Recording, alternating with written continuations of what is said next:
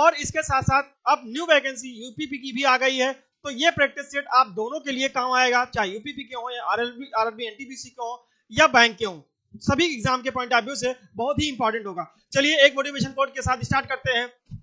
दौर हवाओं का ही कायम रहता है, दौर हवाओं का ही कायम रहता है, आंधियां देर तक नहीं चला करती।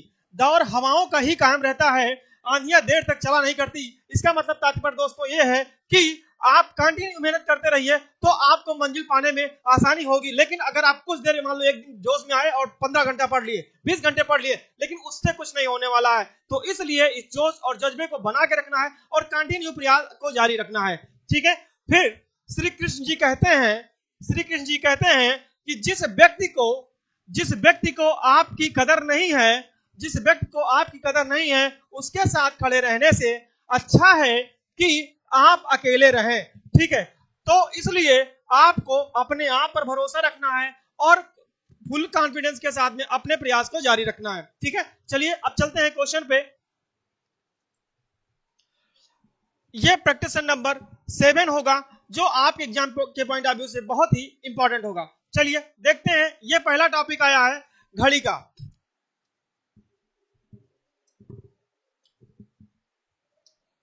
ये आपका आया है घड़ी का, तो इसमें ये क्वेश्चन लगभग 1 से 2 क्वेश्चन पूछे जाने की हमेशा जो है संभावना होती है। ठीक, तो चलते हैं।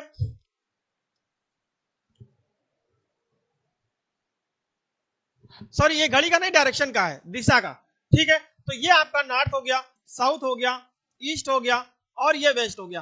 तो आपसे बोला गया है, इसमें एक ध्यान रखिएगा, अगर इस तरीके से है तो ये आपका क्लॉकवाइज डायरेक्शन है, क्लॉकवाइज डायरेक्शन है। और अगर आप इस तरीके से चल रहे हैं तो एंटी क्लॉक, अगर एंटी क्लॉक दिया है या विपरीत दिशा में दिया है या घड़ी के विपरीत दिशा में, जो भी ऐसे तरीके से दिया है, तो इस तरीके से हम लोग काउंट करेंगे। ठीक है, चलिए अब क्वेश्चन क्या कह रहा है, उत्तर की ओर मुंह करके खड़े हुए एक एक्स घड़ी की सुई की दिशा में 205 डिग्री मुड़ जाता है। तो मान लो ये आप ऐसे यहां पे इस तरीके से फिगर अगर ड्रा करेंगे तो आपको क्वेश्चन में आसानी हो जाएगी और आप अच्छे से क्वेश्चन को सॉल्व कर लेंगे। आप उत्तर की ओर मुंह करके खड़े हैं, ये आपसे कहा गया है कि 205 डिग्री मुड़ जाता है, किस दिशा में, घड़ी की दिशा में, यानी कि इस तरीके से। तो ये वाला एंगल इतना जो होता है वो कितना होता है, 90 डिग्री। फिर ये कितना होता है, 90 डिग्री। तो ये टोटल कितना हो गया, 180 डिग्री। कितना हो गया, 180 डिग्री। आपसे पूछा कितना गया है, 205 डिग्री, यानी कि आपसे 25 डिग्री और बढ़ाना है। तो 25 डिग्री हम इस तरफ और बढ़ जाएंगे, तो इसका मतलब इस तरीके से आपका यहां पे कहीं पे आएगा। तो ये आपका जो टोटल एंगल बनेगा, ये आपका बनेगा 205 डिग्री। ठीक, अब आपसे कहा गया है 205 डिग्री मुड़ जाता है और फिर घड़ी की दिशा के विपरीत, घड़ी के विपरीत दिशा में, यानी कि इस तरीके के एंटी क्लॉकवाइज में डायरेक्शन में मुड़ जाता है। तो अब एक्स की किस दिशा में है, तो 160 डिग्री मुड़ जाता है। तो ये 25 था, ये कितना था, 25 था। और 25 160 से 25 माइनस कर दो, 160 से 25 माइनस कर दो तो कितना आएगा, 5। और यहाँ 5 से 2 जाएगा 3, यानी 135 डिग्री। तो 135 में ये आपके पास यहाँ ये तो 90 हो गया, ये कितना हो गया, 90 हो गया। और यहां से 90 में अगर 45 ऐड कर देंगे, तो जब 45 ऐड करेंगे तो यानी कि ये वाला एंगल यहां से इतना पूरा ये आपका बनाएगा 160 डिग्री। ठीक है, तो आपसे ये पूछा गया है कि दिशा में मुंह ये हुए है, तो अब किस दिशा में जाएगा। तो आपको ये ध्यान रखना है, मैंने आपको जो टॉपिक पढ़ाया था उसमें बताया था कि जो ये आपका नॉर्थ और ईस्ट के बीच में डायरेक्शन होती है वो होती है नॉर्थ ईस्ट। तो ये आपको किस दिशा में है, नॉर्थ ईस्ट में है, यानी कि उत्तर पूर्व में। ऑप्शन नंबर पहला सही हो जाएगा। ठीक है, चलिए नेक्स्ट क्वेश्चन पे चलते हैं।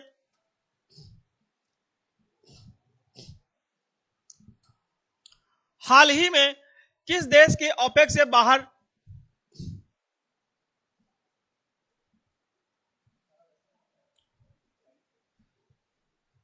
ये आपसे कहा गया है हाल ही में किस देश में ओपेक से बाहर जाने वाले का फैसला, मतलब ओपेक से बाहर है। तो ये आपका जीएस का है, लेकिन फिर भी मैं बता दे रहा हूं, इसका आंसर हो जाएगा आपका कतर, इसका आंसर हो जाएगा कतर। चलिए आगे चलते हैं। नेक्स्ट क्वेश्चन है,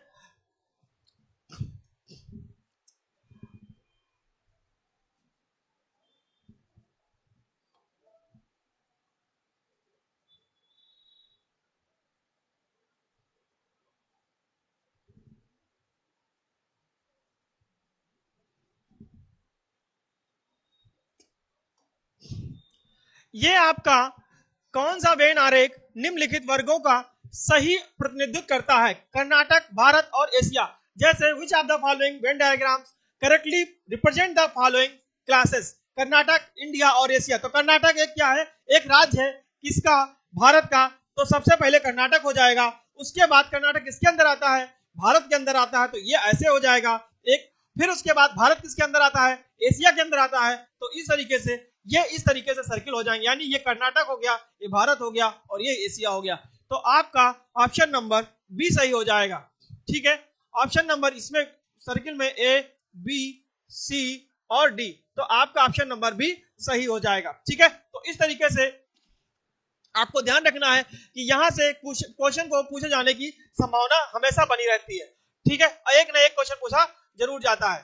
ठीक है, नेक्स्ट क्वेश्चन पे चलते हैं हम लोग।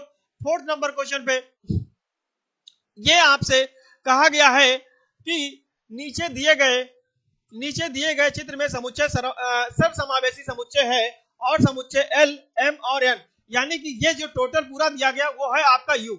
ये वाला पूरा पार्ट क्या है? यू। इसमें एक एल है, ए एल है, एम है और एन है, ये तीनों दिए गए हैं। आपसे क्या पूछा गया है कि के आधार पर उन छात्रों की कुल संख्या कितनी है जो भाषा और भूगोल पढ़ रहे हैं लेकिन इतिहास नहीं पढ़ रहे हैं। इसमें से आपको एल, एम और एन, इसका मतलब जो एल है वो आपका इतिहास है। मैं यहां लिख दे रहा हूं ताकि आपको प्रॉब्लम ना हो। एल जो है वो इतिहास है, एम जो है भूगोल है, एम जो है भूगोल है और एन जो है वो आपका भाषा है। आप अकॉर्डिंग टू क्वेश्चन चलेंगे, जैसे जैसे क्वेश्चन आपसे कहा गया है एल है, एम है, एन है, और यहाँ पे जब लैंग्वेज की बात करता है तो इतिहास है, भूगोल है और भाषा है। तो हम जो पहले है उसको पहले मान लेंगे, जो दूसरा है यानी बी वाला पार्ट उसको बी मान लेंगे, एन है तो हम लास्ट वाला कह लेंगे। अब इसमें क्या पूछा गया है कि जो भाषा और भूगोल पढ़ रहे हैं, भाषा और भूगोल पढ़ रहे हैं, तो भाषा का मतलब हो जाएगा एन, यानी कि ये वाला भाषा पढ़ रहे हैं और भूगोल पढ़ रहे हैं। भूगोल का मतलब आपका क्या दिया है? एम, यानी कि ये आपका एम, ये हो जाएगा। ठीक है, अब आपसे कहा गया है कि लेकिन इतिहास नहीं पढ़ रहा है, तो इतिहास नहीं पढ़ रहा है तो इतिहास कौन है आपका? इतिहास आपका है एल, इतिहास है एल। तो आपसे बताना है कि ऐसे कौन से छात्र हैं जो इतिहास नहीं पढ़ रहे हैं। तो आप इसका ऑप्शन देखते हैं, ऑप्शन कौन कौन से हैं। इसका ऑप्शन, एक मिनट, इसका ऑप्शन इसी में है शायद, हाँ यहां पे है। ठीक, तो आपको बताना है कि इसमें से कौन से ऐसे हैं जो यहां पे आपको इतिहास नहीं पढ़ रहे हैं। ठीक है, तो इतिहास कौन नहीं पढ़ रहा है? यानी कि इतिहास ये वाला पार्ट हो गया। इतिहास कौन सा पार्ट हो गया? इतिहास ये वाला एल पार्ट हो जाएगा। तो आपको ये एम यानी कि भाषा भी पढ़ा जा रहा है और भूगोल भी पढ़ा जा रहा है, लेकिन जो एन है वो इतिहास नहीं पढ़ा जा रहा है, तो ये आपका हो जाएगा 9। ये इतिहास नहीं पढ़ रहा है लेकिन भाषा और भूगोल दोनों को पढ़ रहा है, तो आंसर नंबर आपका ए हो जाएगा। ठीक है, तो उम्मीद करता हूं कि ये क्वेश्चन आपको समझ में आया होगा। बहुत ध्यान से पढ़ना है क्योंकि यहां से 1 से 2 क्वेश्चन पूछे हमेशा जाते हैं। ठीक है, चलिए नेक्स्ट क्वेश्चन पे चलते हैं। 5th नंबर क्वेश्चन है, इसको थोड़ा सा हम स्टार्ट कर लेते हैं।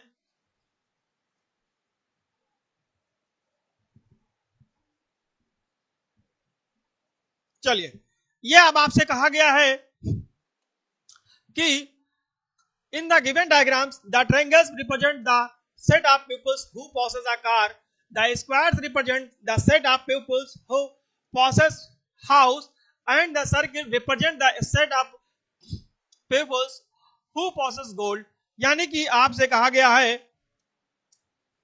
कि जो सर्किल है, मैं लिख के बता दे रहा हूं, ये दिए गए चित्र में त्रिकोण लोगों को दर्शाता है जिनके पास कार है। यानी कि जो ट्रायंगल है उनके पास क्या है? वो उनके पास कार है। बहुत ध्यान से समझिएगा, जो ट्रायंगल है उनके पास क्या है? कार है। और जो रेक्टेंगल है यानी कि और वृत्त लोगों को दर्शाता है जिनके पास सोना है, यानी कि जो सर्किल है वो दर्शाता है जिनके पास सोना है।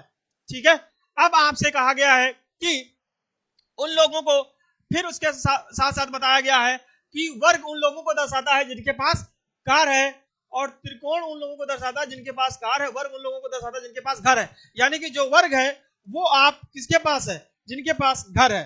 तो ये आपके सिंबल हो गए जिसके अकॉर्डिंग आप क्वेश्चन को लगाएंगे। ठीक है, चलिए आगे क्वेश्चन क्या पूछा गया है जरा देखते हैं। उन लोगों को की कुल संख्या कितनी है, उन लोगों की कुल संख्या कितनी है जिनके पास तीनों में से केवल एक चीज है, यानी कि घर, कार या सोना। तो ऐसा कितने लोगों के पास जिनके पास केवल घर, सोना या जो है कार है। चलिए देखते हैं। तो आपके पास हो जाएगा कि फर्स्ट के पास जो ए है तो इसके पास क्या है, सिर्फ ये अलग ही है, यानी कि इसके पास क्या है, कार है सिर्फ। और 7th के पास में आपके पास आपका सोना है, और 6 के पास आपका घर है। इसका मतलब ये हुआ 1, 6 और 7, 1, 6 और 7। तो क्वेश्चन नंबर आंसर हो जाएगा, यहां पे 1 भी ऐड कर देंगे तो ये आपका आंसर सही हो जाएगा, 6 और 7। तो इसमें से कार या सोना, एक मिनट, एक आपसे क्वेश्चन बोला गया है, एक मिनट रुक जाइए।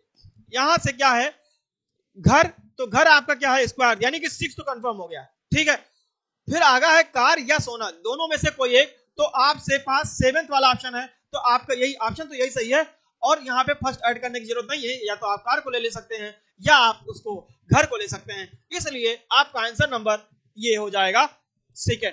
ठीक है, चलिए नेक्स्ट क्वेश्चन ध्यान देते हैं। 6 नंबर क्वेश्चन है कि ये जीएस का आ गया है। चलिए मैं बता देता हूं।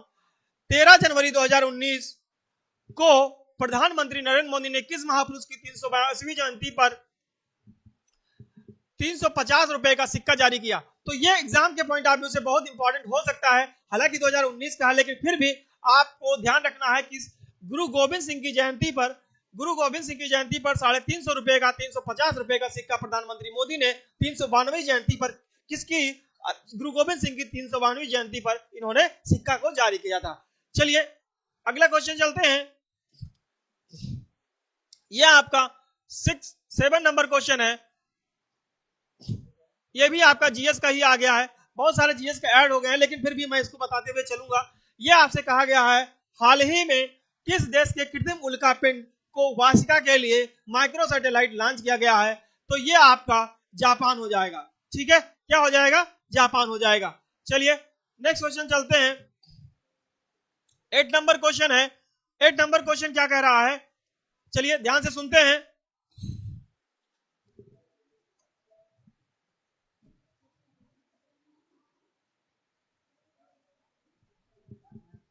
चलिए ये कहा है कि consider the given statement true and decide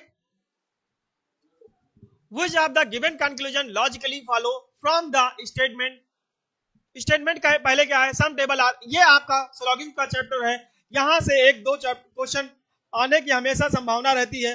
तो आपको इस चैप्टर के साथ प्रैक्टिस के साथ ही धीरे धीरे चैप्टर को कंप्लीट कर देंगे, और एक अलग से मतलब लेकर के टाइम टेबल चल रहा है जिसमें आपको चैप्टर वाइज पढ़ाया जा रहा है। ठीक है, तो अभी तो इसमें प्रैक्टिस लेकर के चल रहे हैं, तो इसमें हम जो भी संभावना होगी वो क्वेश्चन मैं बता दूंगा। ये कह रहा है कि सम टेबल आर बुक। तो सम टेबल का मतलब ये आपने एक टेबल ले लिया, और ये कहा गया है कि कुछ जो टेबल हैं वो आपके बुक हैं, तो ऐसा फिगर बन जाएगा, ये हो जाएगा, इस तरीके से फिगर बन जाएगा। तो कुछ टेबल जो हैं वो आपके बुक हैं। फिर कहा गया है ऑल बुक्स आर चेयर, तो जितने भी बुक हैं वो सभी चेयर हैं। तो ये आपका तो फिगर हो गया। अब चेयर को सी से रिप्रेजेंट कर दिया, बुक को बी से रिप्रेजेंट कर दिया, और टेबल को टी से रिप्रेजेंट कर दिया। अब क्वेश्चन क्या पूछा गया है कि निम्नलिखित को यह तय करे कि कौन सा निष्कर्ष वक्तव्यों को तर्कसंगत रूप से अनुसरण करता है। यानी कि अब आपसे कहा गया है कि सम बुक्स आर टेबल, ये आपका कंक्लूजन है। तो कंक्लूजन ध्यान रखना है, सम बुक्स आर टेबल। तो आपको ध्यान रखना है कि जब सम टेबल आर बुक है तो सम बुक आर भी टेबल होंगे। तो इसका मतलब पहला ऑप्शन जो होगा वो सही हो जाएगा। ठीक है, जो पहला ऑप्शन होगा वो सही हो जाएगा। नेक्स्ट क्वेश्चन है, सॉरी नेक्स्ट निष्कर्ष है सम चेयर आर बुक। जो सम चेयर है वो बुक है। तो जब ऑल बी आर सी है तो कुछ जो सी होंगे वो भी हो सकते हैं, ये 100% है, यानी कि ऑप्शन नंबर सेकंड भी सही होगा। तो आपको अकॉर्डिंग टू ऑप्शन क्या दिया है, नाइदर फर्स्ट नॉट सेकंड, तो गलत। यहां से आपसे कहा गया second option both conclusion first and second are follow, यानी कि फर्स्ट और सेकंड दोनों अनुसरण करते हैं, ऑप्शन नंबर आपका बी सही हो जाएगा। ठीक है, तो जो दोस्त पहली बार पढ़ रहे हैं उनके लिए भी मैं बता दूं, ये सिलोगिज्म टॉपिक का है। आपसे कहा गया है सम टेबल आर बुक, तो हम लोग पहले फिगर ड्रॉ करेंगे और ऐसा फिगर बनाएंगे कि ये जो है आपका दोबारा से इस सम टेबल और सम बुक। ठीक है, अब आपसे कहा गया है कि some book all books are chair, तो बुक को पूरा पूरा जितना पार्ट होगा वो चेयर में कर देंगे, तो आपसे ये फिगर बन जाएगा। और फिर आपसे निष्कर्ष यानी कि क्वेश्चन आपसे पूछा गया है कि सम बुक आर टेबल, तो जब सम टेबल आर बुक हैं तो सम बुक आर टेबल भी होंगे, ये 100% है। सेकंड है अगर ऑल बुक आर चेयर हैं तो जो सम चेयर होंगी वो बुक होंगी, इसलिए आपका आंसर नंबर बी सही हो जाएगा। ठीक है, चलिए नेक्स्ट क्वेश्चन पे ध्यान देते हैं।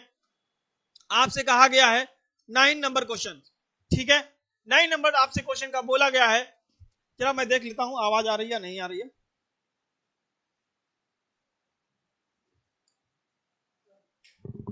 ठीक है, चला देता हूं इस पे भी। अब आपसे कहा गया है कि नीचे दिए गए वक्तव्य को सच मानकर चलें और यह तय करें कि कौन से निष्कर्ष वक्तव्य में से तर्कसंगत रूप से अनुसरण करते हैं या करता है। ठीक है, consider the given statement to be the true and decide which of the given conclusion logically follow from the statement. अब आप क्या करेंगे, केवल पहला जो वक्तव्य है स्टेटमेंट है, केवल काम करने और कोई मनोरंजन ना करने से जैक सुस्त बन जाता है। आपसे स्टेटमेंट बोला है कि केवल काम करने और कोई मनोरंजन ना करने से जैक सुस्त बन जाता है। चलिए अब एक बात ध्यान रखिएगा कि अकॉर्डिंग टू स्टेटमेंट ही आप आंसर देंगे, आप अपने मन से क्या सही है क्या गलत है इस पे ध्यान नहीं देंगे, क्योंकि अगर आप ऐसा करेंगे तो आपका एक क्वेश्चन एक आंसर गलत हो सकता है, जिससे एक नंबर आप पीछे जा सकते हैं। ठीक है, तो इस बात को भी विशेष ध्यान रखना है। आपसे कहा गया है काम करना महत्वपूर्ण है। चलिए हम दूसरे ऑप्शन भी चलते हैं। यहाँ पे महत्वपूर्ण होने की और ना होने का कोई बात नहीं की है। आपसे कहा गया है काम करना महत्वपूर्ण है, लेकिन आपसे क्वेश्चन में जो स्टेटमेंट है वो कहा गया है केवल काम करने और कोई मनोरंजन ना करने से जैक सुस्त बन जाता है। हमें खेल के लिए काम से समझौता करना पड़ता है। ठीक है, हमें खेल के लिए काम से समझौता करना पड़ता है, तो ये आपका ऑप्शन ना तो पहला होगा और ना ही दूसरा होगा, neither first not second conclusion. According two questions यहां से अगर कुछ बनता है, सुस्त होने की बात आती, मनोरंजन करने की बात आती, तो जरूर हम उसमें से सही मान सकते थे, लेकिन ऐसा इसमें से कुछ नहीं दिया है, इसलिए हम लोग इसमें ना तो फर्स्ट होगा और ना ही सेकंड होगा। अब क्वेश्चन नंबर हम अगला चलते हैं। नेक्स्ट नंबर क्वेश्चन नंबर 10 है। आपसे कहा गया है कि दिए गए कथन को सत्य मानिए, भले ही वह ज्ञात तथ्य से भिन्न प्रतीत होता हो, और तय कीजिए कि कौन सा निष्कर्ष तार्किक रूप से दिए गए कथन का अनुसरण करता है। चलिए देखते हैं। आपसे कहा गया है कुछ चीते बिल्लियां हैं और सभी बिल्लियां चूहे हैं। ये देखिए सिलोगिज्म का दूसरा पार्ट आ गया है। ठीक है, तो आप हिंदी में समझ में आए तो हिंदी में कर लीजिए, इंग्लिश में समझ में आए तो इंग्लिश में कर लीजिए। जैसे कहा गया है कथन statement some tiger are cat, तो सम टाइगर का मतलब आप टी बनाइए और इसको ऐसे लग दीजिए, ये आपका टाइगर हो गया पूरा। लेकिन कंडीशन क्या है, सम टाइगर आर कैट, तो सम मतलब ये पूरा टाइगर है, लेकिन इसमें से कुछ ऐसा पार्ट है जो आपका कैट है, तो इस तरीके से हम लोग बना सकते हैं। बताइए, बना सकते हैं। अब क्या करेंगे, क्वेश्चन अगला क्या है, all the cats are right, जितने भी कैट हैं यानी कि जितना भी कैट है वो पूरा आपका राइट होगा। ठीक है, तो यहां से आपको ध्यान रखना है, बैंक में 4 से 5 क्वेश्चन आते हैं, बैंक एसएससी में लगभग 3 से 4 क्वेश्चन आते हैं, आरआरबी एनटीपीसी में 2 क्वेश्चन आते हैं या 1 क्वेश्चन आ सकता है, और यहां से यूपीपीएमए में लगभग 2 क्वेश्चन आते हैं। तो ये टॉपिक एग्जाम के पॉइंट ऑफ व्यू से बहुत इंपॉर्टेंट है। आप अपने जोश जुनून को बना के रखिए और अंतिम तक यहाँ पे बने रहिए ताकि आपको क्वेश्चन समझ में आ जाए। क्वेश्चन आपसे बोला गया, ये आपका कथन तो लिख लिया आपने। अब आपसे पूछा गया है निष्कर्ष, कंक्लूजन बताना है। तो कंक्लूजन क्या है? All the rat are cat. तो जब ऑल जितनी रेट है वो क्या कैट हो सकती है? नहीं हो सकती है दोस्तों, इस बात को आप ध्यान रखिएगा। सभी कैट तो रेट है, लेकिन सभी रेट यानी सभी चूहे कैट नहीं हो सकते, क्योंकि ये इतना पार्ट आपका खाली बच रहा है। ठीक है, तो सभी कैट रेट हो सकते हैं, कुछ रेट अगर पूछा जाए तो आपका जरूर कैट हो जाएगा। इसका मतलब ये आला ऑप्शन आपका गलत हो जाएगा, क्योंकि कंडीशन क्या दी है? आल वाली, और आल हमेशा इस वाले कंडीशन में गलत हो जाएगा। नेक्स्ट है some of the tiger are rate. कुछ जो टाइगर हैं वो रेट हैं, तो ये टाइगर पार्ट है और इसमें यहाँ पे ये वाला पार्ट रेट का है। इसका मतलब आपका सेकंड ऑप्शन सही हो जाएगा। और सेकंड का मतलब सेकंड सही कहाँ दिया गया है? लास्ट वाले ऑप्शन में, यानी कि D. Only two is conclusion is follow. केवल निष्कर्ष सेकंड अनुसरण करता है। ठीक है, चलिए नेक्स्ट क्वेश्चन पे ध्यान देते हैं। उम्मीद करता हूं ये क्वेश्चन आपको समझ में जरूर आया होगा। नेक्स्ट क्वेश्चन ध्यान देते हैं। आपसे कहा गया है कि निम्न कथनों को पढ़ें और दी गई जानकारी के अनुसार तार्किक रूप से सही निष्कर्ष की पहचान करें। स्टेटमेंट है, क्या है? यह एक स्केल पारदर्शी है। This scale is transparent. अब आपसे कहा गया, ये क्वेश्चन जो होते हैं अजम्पशन के, तर्क संगत के, आर्गुमेंट्स के, कार्रवाइयों के, ये लगभग 5 से 6 क्वेश्चन आरआरबी एनटीपीसी में आते हैं। ये बहुत मायने रखते हैं, इनको बहुत ध्यान से समझना है, फिर उसका आंसर देना है। आपसे कहा गया है कि यह स्केल पारदर्शी है। अब ऑप्शन क्या है, यानी कि निष्कर्ष क्या है? स्केल शीशे का बना है। हाँ, स्केल शीशे का बना है तभी वो पारदर्शी है, यह ऐसा माना गया है इसमें। और स्केल प्लास्टिक का बना है, ऐसा कुछ नहीं है। ठीक है, तो ऑप्शन आपका, लेकिन एक बात और इसमें ध्यान दीजिएगा, यह स्केल पारदर्शी है और स्केल हमेशा शीशे का ही नहीं पारदर्शी होता है, ये भी ध्यान रखना है। ठीक है, ये कहा गया है स्केल शीशे का बना है, तो इसका मतलब स्केल शीशे का बना है तो वो पारदर्शी होगा या नहीं होगा? इसका ऑप्शन हो जाएगा ना तो पहला और ना ही सेकंड, क्योंकि कभी कोई कोई चीजें प्लास्टिक की भी ट्रांसपेरेंट होती है। तो इसके अकॉर्डिंग आपसे यहां से कोई पारदर्शी का स्केल से, शीशे से कोई मतलब नहीं है। ठीक है, तो आपका ऑप्शन नंबर डी हो जाएगा, ना तो पहला ना ही दूसरा। ठीक है, चलिए नेक्स्ट क्वेश्चन पे ध्यान देते हैं। आपसे कहा गया है 12 नंबर क्वेश्चन है, दिए गए प्रश्न को ध्यानपूर्वक पढ़ें और बताएं कि इसका उत्तर देने के लिए निम्नलिखित में से कथनों में से कौन सा पर्याप्त है और कौन सा नहीं। अब आपसे कहा गया है श्रीजेश किस वर्ष पैदा हुए? तो श्रीजेश किस वर्ष पैदा हुए? तो आपसे निष्कर्ष है, वर्तमान में राजेश अपने पिता से 25 साल छोटा है। राजेश अपने पिता से 25 साल छोटा है। श्रीजेश की बहन 1974 में पैदा हुई थी, उनके पिता से 35 साल छोटी है। तो आप इस बात को ध्यान दे सकते हैं, इसमें से आप अगर दोनों को मिला देंगे, फर्स्ट एंड सेकंड, तो आपका ये कथन सही हो जाएगा। सिर्फ पहला नहीं होगा और सिर्फ दूसरा भी नहीं होगा। अगर दोनों से आपसे कहा गया है तो दोनों मिलाकर सही हो जाएगा, यानी कि both statement first and second sufficient for this answer. ठीक है, चलिए नेक्स्ट क्वेश्चन ध्यान देते हैं। इसमें से अब लगाने की बात अगर आएगी तो इस क्वेश्चन को मैथ में भी लगवाया जाएगा। ठीक है, तो इस तरीके से ये आपका क्वेश्चन अकॉर्डिंग टू ऑप्शन सही हो जाएगा। चलिए नेक्स्ट क्वेश्चन चलते हैं। 13 नंबर क्वेश्चन है, भारत का कौन सा प्रदेश स्नेक बोट रेस से के लिए प्रसिद्ध है? तो ये आपका जीएस कहा गया है। ठीक है, इसमें शायद आंध्र प्रदेश होगा या केरल, लेकिन ये इसका आंसर जो है जीएस का है। चलते हैं, छोड़ते हैं इसको, आगे बढ़ते हैं।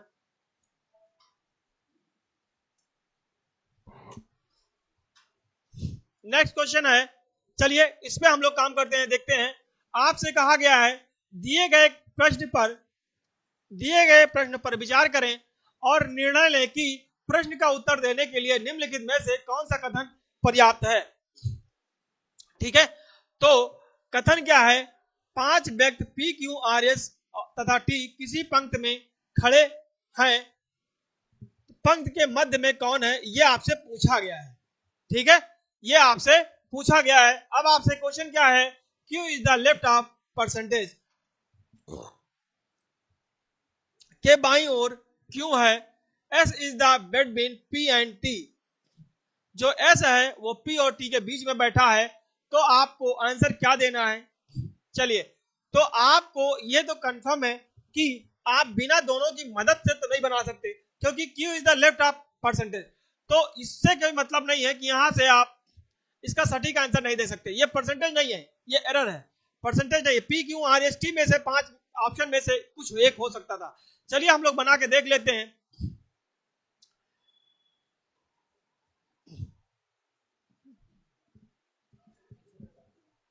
ये आपका हो जाएगा 1 2 3 4 और 5, ठीक है। तो आपसे कहा गया है S is the between P and T, जो एस होगा वो पी और टी के बीच में बैठेगा, तो पी यहां भी हो सकता है, पी अपान टी कर देते हैं, और पी अपान टी यहां पे भी कर देते हैं। अब आपसे कहा गया है कि Q is to the left of, Q is to the left of R हो सकता है, ये आर ही होगा क्योंकि आर नहीं आया है, तो Q is to the left of R, तो अगर आर हम यहां कर देंगे तो क्यू आपका यहां आ जाएगा, ठीक है। तो आपसे कहा गया है कि अब ये पी और टी चाहे जहां बैठे, ठीक है, पी और टी चाहे कहीं पे भी बैठे, तो आपका दोनों मिलाकर के आपको आंसर दे सकते हैं, यानी कि both first and second sufficient are to answer the given question, कथन फर्स्ट एंड सेकंड दोनों ही के ऊपर प्रश्न का उत्तर देने में सक्षम है, ठीक है, मतलब दोनों मिला करके, ठीक। चलिए अगले क्वेश्चन पर चलते हैं। ये क्वेश्चन ध्यान से दीजिएगा, ये Q is to the left of R है, के आर के बाईं ओर क्यू है, तो आर यहां पे कर दिया, तो आपसे सिर्फ मध्य में पूछा था और बाकी आपसे कुछ नहीं पूछा था, तो एस मैंने अगर यहां किया तो इस तरीके से हो जाएगा। अगर मान लो आपके दिमाग में खुराफाती दिमाग चलता है आप लोगों का कि मैं यहां पे एस ना करूं, मैं कहीं और कर दूं, आओ देखते हैं, उसको भी बता देते हैं। 1 2 3 4 5, आप सपोज दैट आपने कहा कि मैं एस यहां करूं, क्योंकि अब इतना तो खुराफात बिल्कुल नहीं होना चाहिए, क्योंकि एस को एंड पे तो नहीं कर सकते, एस को एंड पर नहीं कर सकते क्योंकि वो बीच में बैठेगा। अब आप बात यहां है, मान लो मैं यहां कर दूंगा, तो अगर बीच में आप यहां कर देंगे तो दोस्तों आप बताइए, पी जो है यहां पे आ जाएगा, टी यहां आ जाएगा, या टी यहां आएगा, ये पी आ जाएगा। तो आपसे कहा गया है कि आर पी क्यू जो है इससे नजदीक आएगा, तो क्यू आप यहां पे लिख सकते हो और यहां लिख सकते हो, तो मध्य में कौन आएगा, तो इस कंडीशन में आपको यहां से दोनों मिलाकर पर्याप्त, यहां से कुछ कंडीशंस में हो सकता है कुछ प्रॉब्लम हो, S is the between P and T, P और टी के मध्य में एस है, तो ठीक है, इसके कंडीशन के हिसाब से आपका आंसर तो यही दे रखा है, ठीक है, इसका मतलब पहले वाला ही माना गया है। चलिए नेक्स्ट क्वेश्चन पे ध्यान देते हैं। 15 नंबर है, ये आपसे क्वेश्चन कहा गया है, तर्क पर ध्यानपूर्वक विचार करें और निर्णय करें कि इसमें से नीचे दी गई कौन सा अनुमान निहित है। आर्गुमेंट है आपसे, भीषण शीतलहर के चलते सरकार ने तत्काल प्रभाव से सभी विद्यालयों को एक सप्ताह तक बंद रहने का आदेश दिया है। भीषण शीतलहर के चलते सरकार ने तत्काल प्रभाव से सभी विद्यालयों को एक सप्ताह तक बंद रहने का आदेश दिया है। चलिए क्वेश्चन ऑप्शन क्या है, शीतलहर एक सप्ताह तक जारी रह सकती है, हाँ, अगर ये संभावना है कि बंद रहेगा तो अभी आपकी एक संभावना होती है, जब कभी ऐसी कंडीशन होती है ठंडी के मौसम में, तो जो भी डिस्ट्रिक्ट मजिस्ट्रेट होते हैं उनका ये ऑर्डर रहता है कि हाँ इतने दिन तक बंद रहेगा, या जो भी होगा या कब खुलेगा, तो वो शीतलहर के चलते ही होता है, इसलिए आपका ऑप्शन नंबर पहला तो सही हो जाएगा। चलिए नेक्स्ट क्वेश्चन देते हैं। चिंतित माता पिता अपने बच्चों को एक सप्ताह के बाद भी स्कूल शायद नहीं भेजे, तो ये भेजेंगे स्कूल या नहीं भेजेंगे, ये कोई मायने नहीं रखता है। आपको अकॉर्डिंग टू क्वेश्चन, कथन, आर्गुमेंट, आपका जो निष्कर्ष होगा, अजम्पशन होगा, वो पहला सही होगा, यानी कि only first, option number C, ठीक है। चलिए हम लोग नेक्स्ट क्वेश्चन पे चलते हैं, क्वेश्चन नंबर 16 पे। मोहित भैया जरा पानी पिला दो।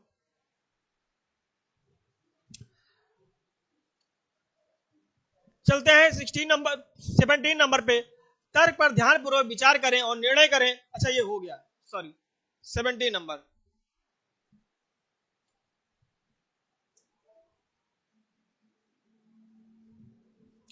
यह है, तर्क पर ध्यानपूर्वक विचार करें और निर्णय करें कि इसमें नीचे दिए गए कथन कौन सा अनुमान निहित है। वर्तमान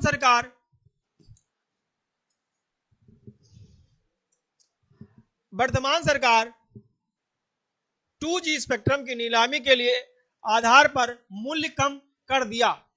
ठीक है, कहा गया है वर्तमान सरकार ने 2G स्पेक्ट्रम की नीलामी के लिए आधार मूल्य को कम कर दिया है। अब आपसे कहा गया है कि अगली बार, अब आपके ये ऑप्शन है, अजम्पशन है, अगली बार कीमत और कम होगी, पिछली बार नीलामी अच्छी नहीं थी। तो इस बात को विशेष ध्यान रखना है कि आपसे कहा गया है, थैंक यू भैया, व्रत में पी सकते हैं ना, उधर से पानी पिला पड़ रहा।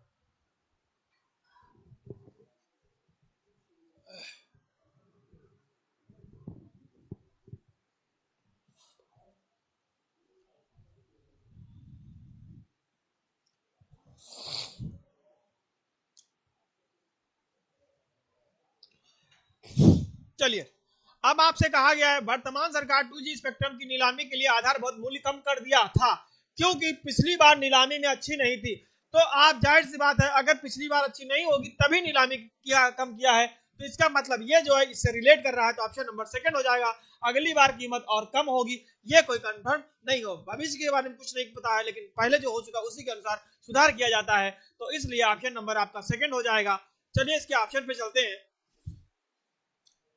इसके ऑप्शन नहीं दिए हैं, लेकिन यह ऑप्शन आपका सेकंड हो जाएगा।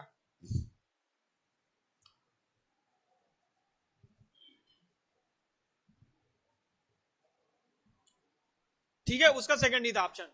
चलिए,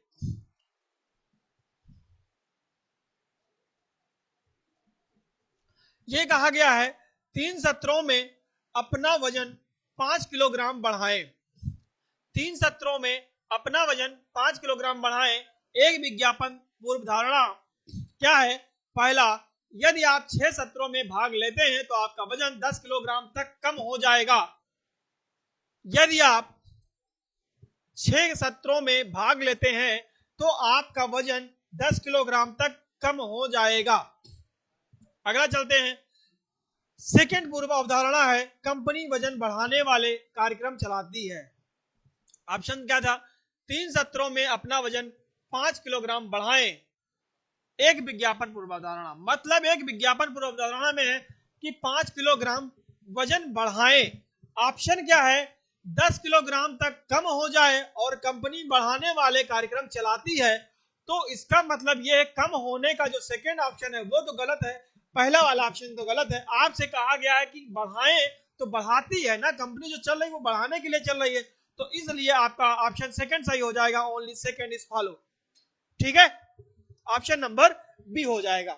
ठीक है, ऑप्शन नंबर बी हो जाएगा। चलते हैं हम लोग अगले क्वेश्चन पे। 19 नंबर क्वेश्चन है। 19 नंबर आपसे क्वेश्चन यानी 20 नंबर क्वेश्चन है कि एक परीक्षा में एक विद्यार्थी सही उत्तर के लिए 1 अंक पाता है और 0.25 अंक की कटौती गलत उत्तर के लिए की जाती है। यदि कुल 120 प्रश्न का उत्तर देता है तो 90 अंक पाता है, तो उसने कुल कितने प्रश्नों का उत्तर सही दिया? ये मैथ का क्वेश्चन आ गया है टाइपिंग के। ठीक है, तो ये मैथ का आ गया, फिर भी तो ठीक है मैं बता देता हूं, लेकिन एरर है इसमें, गलती से ये टाइप हो गया है। आपसे कहा गया है एक परीक्षा में एक विद्यार्थी सही अंक पाने के लिए 1 अंक पाता है, तो मान लो सही अंक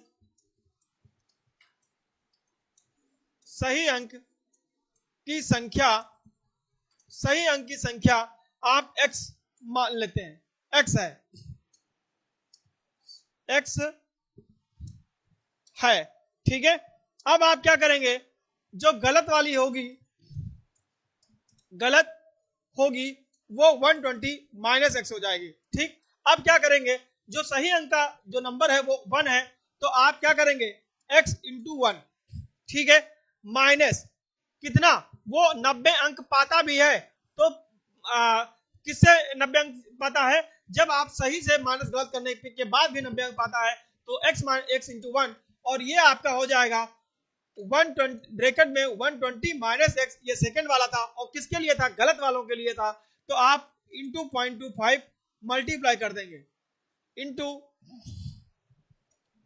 इंटू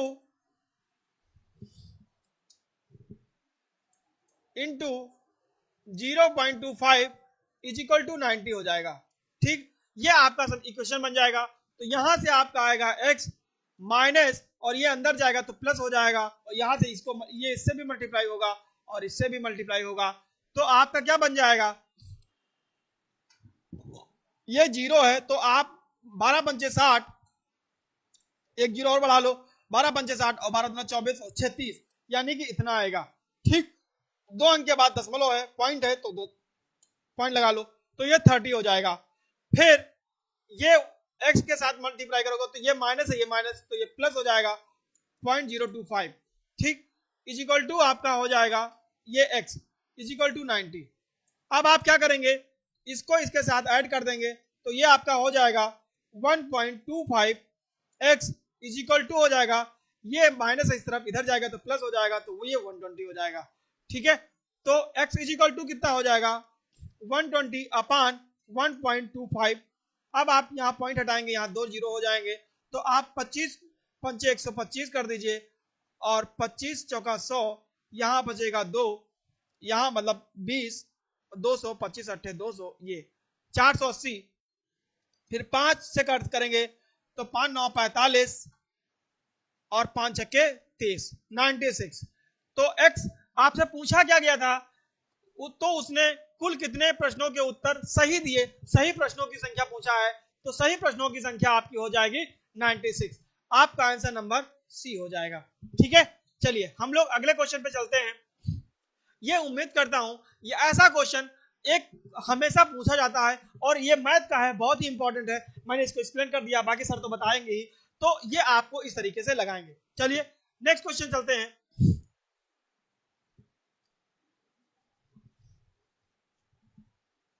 ये आपका है,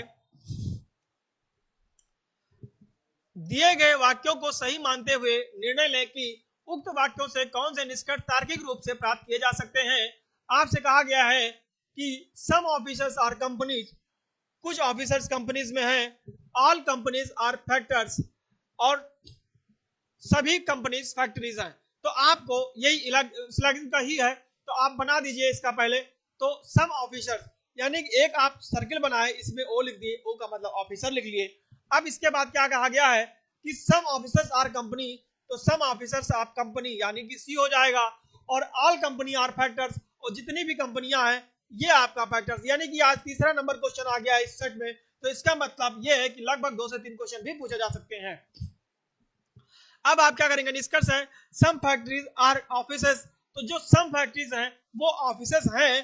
तो इस बात को ध्यान रखिएगा, ये देखिए सम ऑफिसेस आर फैक्ट्रीज हैं, तो इसका मतलब पहला तो सही है आपका। सेकंड है सभी ऑल ऑफिसर्स आर फैक्ट्रीज, तो ऑल ऑफिसर्स आर फैक्ट्रीज नहीं है, यानी कि ये पार्ट आपका छूटा हुआ है। ठीक है, ये कुछ केसेस होते हैं, तो जैसे जैसे क्वेश्चन आते चले जाएंगे मैं बताता चलूंगा। तो ये आपका आंसर नंबर ओनली फर्स्ट हो जाएगा, तो first is correct, answer number D हो जाएगा। ठीक है, only conclusion first is follow. चलिए उम्मीद करता हूं ये आपको समझ में जरूर आया होगा। नेक्स्ट क्वेश्चन पे ध्यान देते हैं। ये आपका क्वेश्चन बहुत ही इंपॉर्टेंट है, और इस तरीके से क्वेश्चन हमेशा पूछे जाते हैं। दिए गए आव्यूहों में संख्याएं पंक्तिवार और या कॉलमवार किसी नियम का पालन करता है। मतलब चाहे ऐसे कह सकते हो आप या ऐसे कह सकते हो, किसी भी तरीके से यह पालन करता है। नियम का अध्ययन कीजिए और संख्या को चुनिए जो प्रश्नवाचक चिन्ह के स्थान पर आएगा। प्रश्नवाचक चिन्ह का मतलब यहाँ पे जो आएगा, तो आपको बताना है ये कैसे आएगा। तो इस तरीके से क्वेश्चन हमेशा पूछे जाते हैं। चलिए आइए देखते हैं बिना देरी किए हुए। अगर इसको हम प्लस कर दें, 6 और 3 9, तो 6 प्लस 3 9, और गुणे 2 कर देंगे तो ये आएगा 18। चलिए अगले में अगर ऐसा फॉलो करता है तो तीसरे में भी ऐसा करेगा। तो 15 और 5 20 हो जाएगा, 15 5 20 हो जाएगा, यहाँ 2 से किया तो यहाँ पे 3 से कर देंगे, तो यहाँ पे 3 से कर देंगे तो ये आपका आएगा 60। ठीक है, 60 आएगा। तो इसका मतलब ये 2 से किया, ये 3 से किया, तो इसको 4 से करना होगा। तो इसको जब 4 से करेंगे तो 7 प्लस 28 ये आपका हो जाएगा 35, और 35 को 4 से करेंगे तो आपका आ जाएगा 140। तो इस तरीके से आप क्वेश्चन को सॉल्व कर सकते हैं और आंसर को सही बता सकते हैं। चलिए आइए देखते हैं फिर से। इन दोनों को प्लस किया, 2 से मल्टीप्लाई किया, इन दोनों को प्लस किया, 3 से मल्टीप्लाई किया, इन दोनों को प्लस किया, 4 से मल्टीप्लाई किया। तो इस तरीके से आपको क्वेश्चन को ध्यान रखना है कि हमारा कौन सा ट्रिक इसमें काम कर सकता है, और एक नहीं, इसको सॉल्व करने के और भी तरीके हो सकते हैं। ये नहीं है कि सिर्फ यही तरीका है, लेकिन ये भी है, और इस तरीके से क्वेश्चन को हम आसान तरीके से सॉल्व कर सकते हैं। ठीक है, चलिए आगे चलते हैं।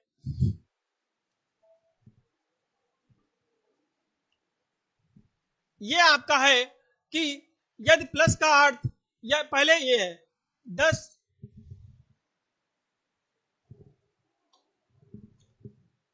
पहले 10 5 इतना।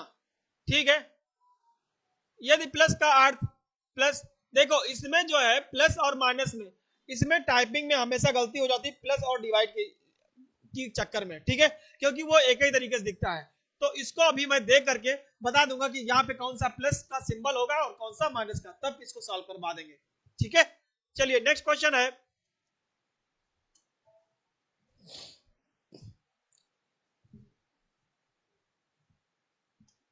23। ये कहा गया है 1 सितंबर 2020 को कौन सा दिन होगा। देखिए ये कैलेंडर टॉपिक का आया है। ठीक है, ये कैलेंडर टॉपिक का आया है, और आपका हिंदू नववर्ष कल से स्टार्ट भी हो गया है, हिंदू नववर्ष। ठीक है, तो जो कैलेंडर बनता है वो इसी के अकॉर्डिंग बनते भी हैं। ठीक है, अब 1 सितंबर 2020 को कौन सा दिन होगा, आइए देखते हैं। आप अपने आगे और पीछे कहीं से कुछ भी दिन पूछा जाए तो आप बता सकते हैं। ये 1 सितंबर 2020 का पूछा गया, आज 2025 चलता, हम लगाएंगे कैसे, चलिए आइए देखते हैं बिना देरी किए हुए। अब 1 सितंबर 2025 20, तो 20 अगर कहा गया है तो 20 में हम नहीं लेंगे, 19 तक लेंगे, तो आप ले लेंगे 2019। बहुत ध्यान दीजिएगा, ये क्वेश्चन बहुत इंपॉर्टेंट है। 2019 लिख लिया, फिर उसके बाद में 8 डे कैसे निकालेंगे। अब हमारा 20 जब चला, 20 जब स्टार्ट हुआ तो जनवरी से, तो जनवरी में आप ध्यान रखिएगा किस तरीके से, मैं एकदम बेसिक से बता रहा हूं। जनवरी में कितने दिन होते हैं, जनवरी में कितने दिन होते हैं, जनवरी में 31 होते हैं, और टोटल नंबर ऑफ दिन कितने होते हैं, ये 7 होते हैं, क्योंकि मंडे से लेकर के संडे तक 7 दिन ही होंगे, तो इसलिए वो 7 दिन, तो 7 से डिवाइड कर देंगे, तो ये आपका आएगा 3। तो जो ये 3 बचता है इसको हम बोलते हैं ऑड डे, इसको क्या बोलते हैं, ऑड डे बोलते हैं। तो इस बात को ध्यान रखिएगा। ठीक, अब आपसे कहा गया है कि और इसी तरीके से जो दिन 30 महीने मतलब 30 दिन के होते हैं, जो महीने 30 दिन के होते हैं, तो उसमें 8 डे 2 आएंगे। आइए देखते हैं, तो जनवरी में 3 8 डे होंगे, फरवरी 2020 की थी, फरवरी किसकी थी, 2020 की, और फरवरी जब 20 की अगर 4 डिविजिबल हो रहा है उस ईयर से, तो वो ईयर होगा लीप ईयर, यानी कि फरवरी यहाँ पे हो जाएगी 29 डेज की, और 29 डेज में एक ऑड डे बच जाएगा। ठीक, मार्च 3, मार्च अप्रैल में 2, अप्रैल में कितने दिन बचेंगे, 2, मई में 3, जून में 2, जुलाई में 3, और अगस्त में 3, और सितंबर में 1, यानी कि 1 की बात कर रहा है। अब क्या करेंगे, आप 7 के लिए कैंसिल कर दें, तो 3 3 1 4 3 7, तो ये इसमें 0 बना लेगा, ये 3 3 ये 0 बना लेगा, 3 2 5 2 7 0 बना लेगा।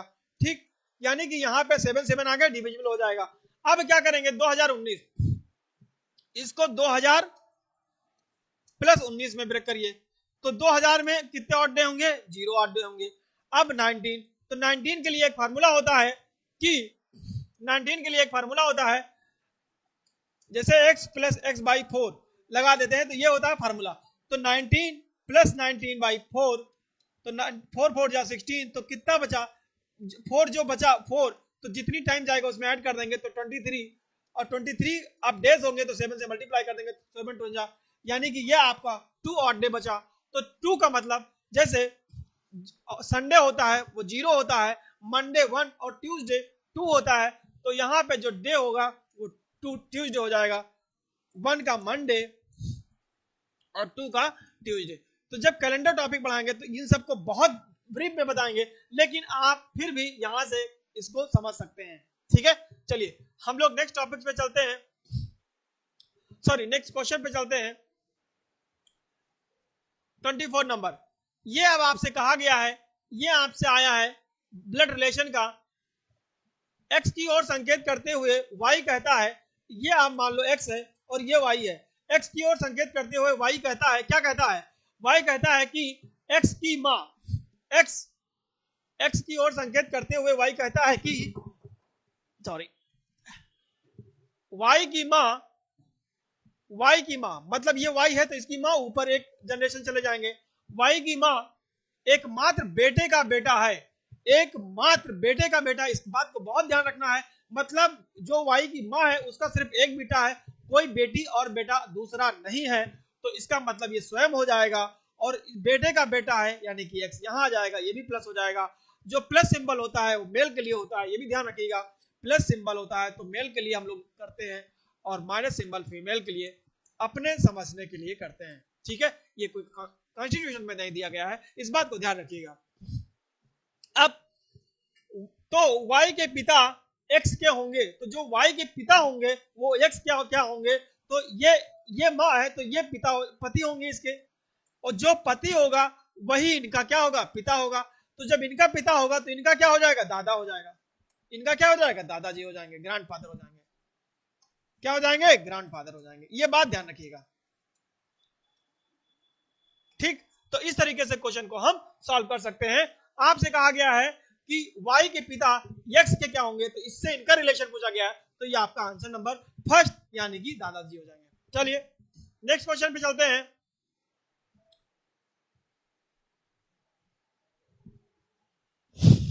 अब यहां से आपसे कहा गया है, या ये भी आपका ब्लड रिलेशन का ही है, आपसे कहा गया यदि श्रीमान एक्स की, यदि श्रीमान एक्स की 2 बहनें हैं, कौन कौन, मान लो ये एक्स है और इनकी 2 बहनें हैं, तो जब बहन हो या भाई हो तो वो एक जनरेशन में आएगा। जब ब्लड रिलेशन पढ़ाएंगे तो 5 जनरेशन को लेकर के पढ़ते हैं, तो एक्स वाई और जेड। ठीक, एक्स की 2 बहनें यानी कि इन पर सिंबल जो लगाएंगे वो हम माइनस का लगाएंगे ताकि फीमेल समझ में आए, ये बहनें हैं, एक्स की 2 बहनें वाई और जेड है, और डब्लू की माँ, जो डब्लू की माँ है वो वाई के पिता की बहन है, तो जो डब्लू की माँ है वो वाई के पिता, वाई के पिता मान लो ये हैं। ठीक है, जब पिता की बात करेगा या दादा की बात करेगा तो उस तरीके से हम एक एक जनरेशन ऊपर चलते चले जाएंगे। तो पिता वाई की माँ जो है डब्लू के पिता की बहन है, डब्लू की जो माँ है, मान लो ये डब्लू है, जो डब्लू की माँ है वो वाई के पिता की बहन है। ठीक है, अब एक बात ध्यान रखिएगा, हम एक जनरेशन ऊपर तो जा रहे हैं लेकिन डबल बार नहीं गए हैं, तो ये जो होता है वो पति पत्नी को रिप्रेजेंट करता है, ये भी ध्यान रखना, पति पत्नी को रिप्रेजेंट करता है। ठीक है, दंपति जीवन को रिप्रेजेंट करता है, तो हम डबल साइन का प्रयोग करते हैं, और ऐसे अगर माँ है, भाई है, बहन है, फुफेर, तो इस तरीके से हम लोग सिर्फ और सिर्फ सिंगल एरो का यूज करते हैं। तो आप क्या कहा गया है कि डब्लू की माँ वाई के पिता की बहन है, तो इसकी ये बहन है, तो डब्लू की माँ एक्स की, डब्लू की जो माँ होगी वो एक्स की क्या होगी, यानी कि इसकी क्या होगी।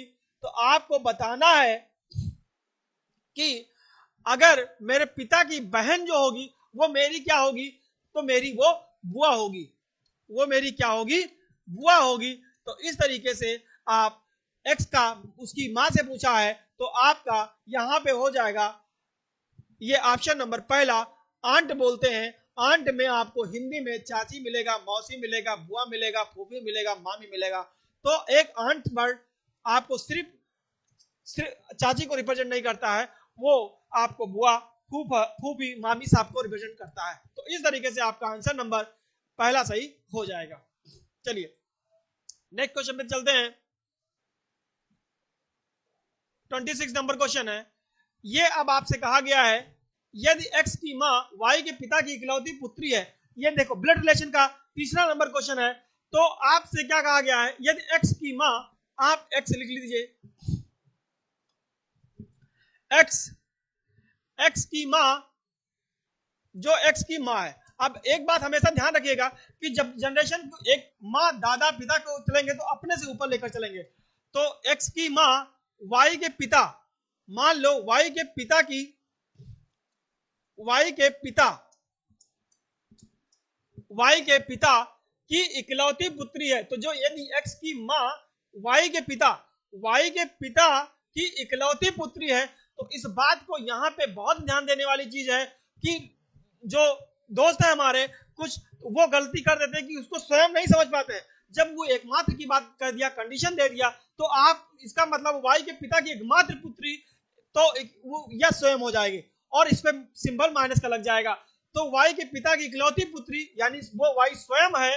और यदि x की माँ, तो x की माँ यानी x हम कहां लेकर के आएंगे, यहाँ पे आएंगे, तो ये जो y होगी वो इस x की माँ हो जाएगी।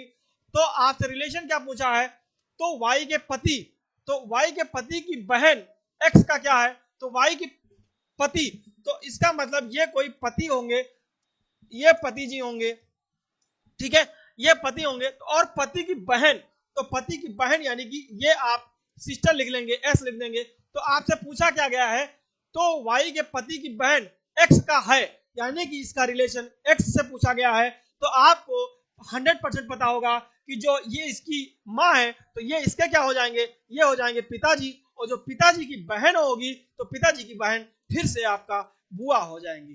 ठीक है, तो जैसे आपका पहला ऑप्शन था, पहला क्वेश्चन था, सेम वैसा ही है, तरीका अलग है क्वेश्चन का। तो इस बात को ध्यान रखिएगा, ये एग्जाम के पॉइंट ऑफ व्यू से बहुत इंपॉर्टेंट होगा।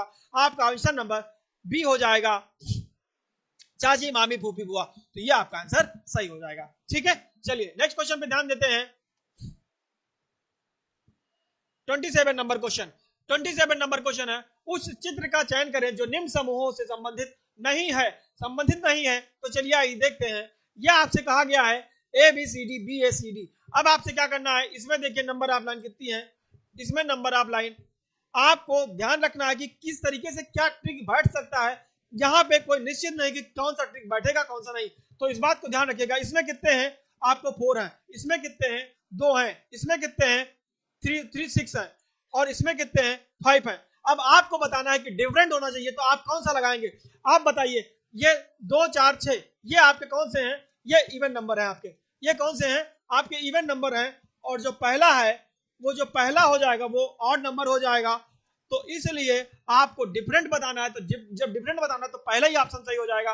और पहला मतलब यहाँ के अकॉर्डिंग बी ऑप्शन सही हो जाएगा। ठीक है, चलिए नेक्स्ट क्वेश्चन ध्यान रखते हैं। और ये पूरे जोश और जुनून के साथ आप अपने इस तरीके से प्रैक्टिस करते रहिए, और ये आपको बहुत ही रामबाण जरूर साबित होगा। ठीक है, चलिए नेक्स्ट क्वेश्चन ध्यान रखते हैं। ये इस तरीके से क्वेश्चन हमेशा पूछे जाते हैं। ये आपसे कहा गया है उस अक्षर का चयन करें जो समूह से संबंधित नहीं है। तो समूह से संबंधित नहीं है, तो आप इसमें कैसे पहचानेंगे, PEIO। तो PEIO, तो आपको ध्यान रखना है इसमें से डिफरेंट कौन सा है। तो डिफरेंट यहां से ये आपको हमने बताया था कि वावेल का हो सकता है, इवन कॉन्सोनेंट का हो सकता है, इवन नंबर का हो सकता है, ऑड का हो सकता है, प्राइम नंबर का हो सकता है, मतलब ऐसे इसमें फॉलो कर सकते हैं। तो यहां से आपका हो जाएगा, ये आपका क्या है, वावेल है। ये क्या है, आई भी वही है, वो क्या है, वावेल है। तो आपसे सॉरी, जो पी है वो पी क्या है, पी आपका कॉन्सोनेंट है। और आपसे पूछा गया था कि डिफरेंट समूह से संबंधित नहीं है, तो आपका आंसर नंबर ये हो जाएगा, यानी पहला कॉन्सोनेंट। एक पी क्या है, कॉन्सोनेंट है, तो ये आपका आंसर नंबर पहला सही हो जाएगा। अब उम्मीद करता हूं कि आपको ये क्वेश्चन समझ में जरूर आया होगा। नेक्स्ट है, और इस प्रैक्टिस सेट का लास्ट क्वेश्चन भी है। देखते हैं लास्ट क्वेश्चन में क्या दिया गया है। यह आपसे कहा गया है इसमें से यदि दी गई श्रृंखला को उल्टे क्रम में लिखा जाए।